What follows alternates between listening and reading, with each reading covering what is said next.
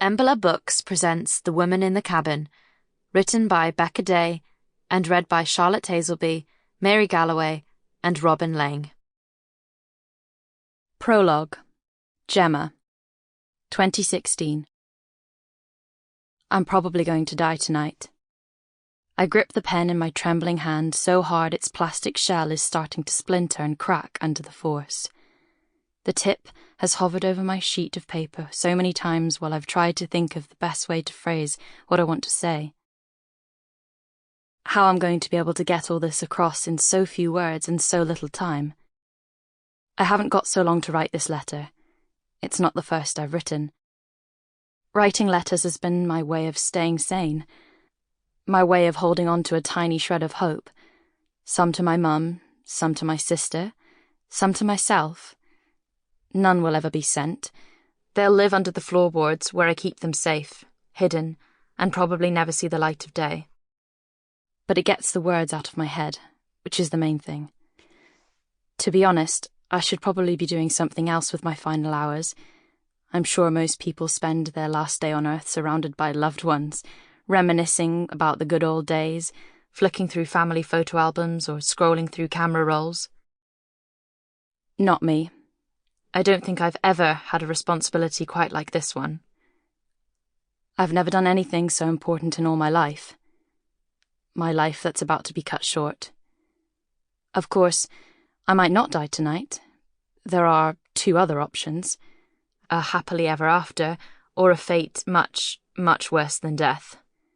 I'm not scared to die, but I'm terrified of the potential alternative.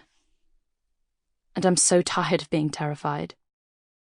Swallowing all that fear down, I press the nib of my pen to the page and start to write.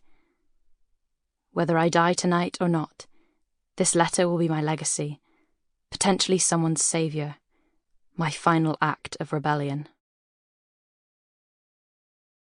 Part 1, Chapter 1, Mary, 2024. He works long days. We're so far from anyone or anything out here, he has to drive for miles before he even hits the road. And then, once he reaches his destination, the work waiting for him varies. Sometimes, when he has just a few front rowan trees to prune and tidy, he'll be home just after lunch.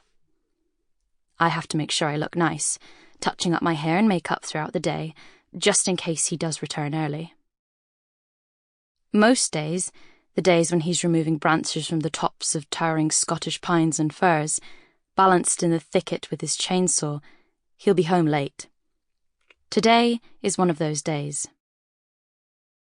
I often find myself thinking about what he's doing. It seems so dangerous.